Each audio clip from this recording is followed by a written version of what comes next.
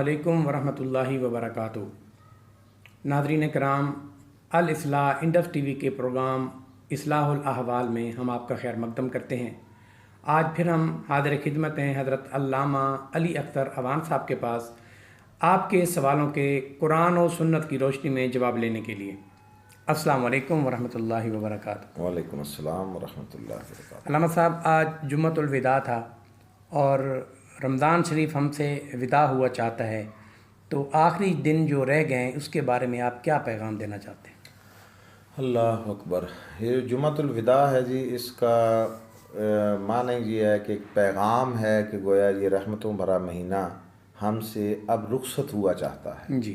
तो ये बहारें और ये उसकी रहमत और करम नवाजी के बहते हुए चश्मे अब किस्मत वालों को अगले साल नसीब होंगे। जी।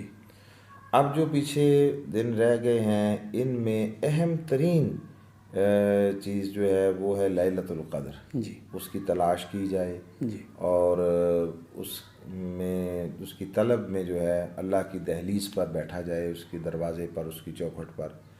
तो आका अलैहिस्सलाम ने चूँकि 5 रातों का 2 तो गुज़र गई, अब 3 रह गई हैं, उसमें ज़्यादा मुशक्क़त की जाए, जागा जाए रात को। जी। और उसमें फिर सबसे अहम शय जो है वो दुआ, जो हुज़ूर ने तलकीन फरमाई कि ये दुआ किया करो कि अल्लाहुम्मा इन्नका अफ़ुव्वुन तुहिब्बुल अफ़्व फ़अफ़ु अन्ना या गफ़ूरो या गफ़ूरो या करीम।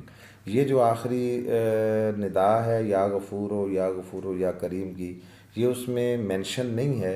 ये फिर साथ ताकि उसकी बख्शिश व मग़फ़रत को और ज़्यादा अपनी तरफ मुतवज्जे किया जाए, इसलिए ये कलिमात सारे साथ जोड़े गए। ऐसा होता है। तो इस दुआ को उस रात में कसरत से, इसका माना ये भी है कि इस दुनिया में आदमी के लिए सबसे बड़ी शय जो अल्लाह से मांगने वाली है वो माफ़ी है। जी।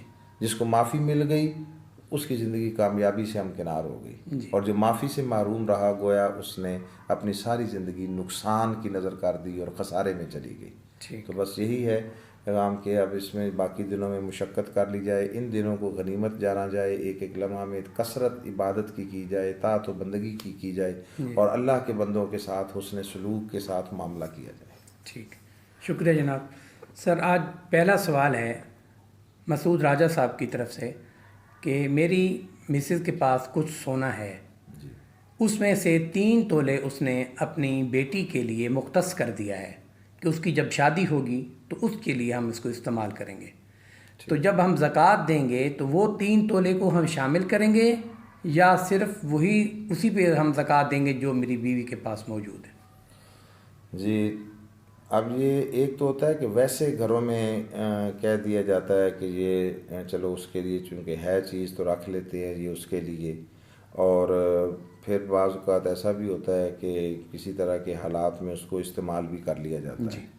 ऐसी सूरत में अगर वैसे ही मतलब कह दिया कि रस्मन रिवायत चलो ये इतना उसके लिए रख लेते हैं, फिर तो वो शामिल रहेगा और उस पर जो है वो ज़कात होगी उस 3 तोले को भी शामिल करके। ठीक है। जो उलमा और फुकाहा निकालते हैं वो कहते हैं कि अब इस दौर में या तो उसके बच्ची के नाम कर दिया जाए, जी ठीक है, या फिर वो इतना पुख्ता फ़ैसला हो और वो कन्फर्म हो और उन्हें भी कन्फर्म हो कि हम क्या कह रहे हैं कि अब ये किसी तरह के हालात में भी वो अपने इस्तेमाल में नहीं ला सकते, गोया बच्ची से वापस नहीं ले सकते। ठीक है। फिर ऐसी सूरत में वो 3 तोले अलग हो जाएगा, उस पर फिर ज़कात नहीं होगी चूँकि है। हाँ, अगर पहले भी उसके पास कुछ है अपना ज़ाती और ये भी उसकी कर दिया और वो अगर निसाब को पहुँचता है तो फिर होगा। लेकिन अगर यही 3 तोले हैं तो ये निकल गया, बाकी जितना बचा है उस पर फिर जो है वो ज़कात देंगे। ठीक है, शुक्रिया सर। दूसरा सवाल भी राजा मसूद साहब का ही है।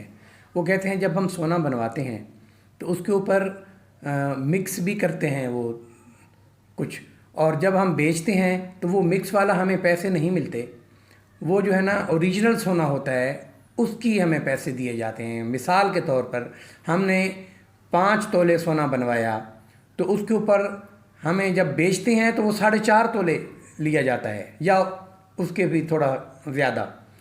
तो ये जो है जब हम ज़कात देंगे तो ज़कात देने के लिए हम 5 तोले को कंसिडर करेंगे या 4.5 तोले को?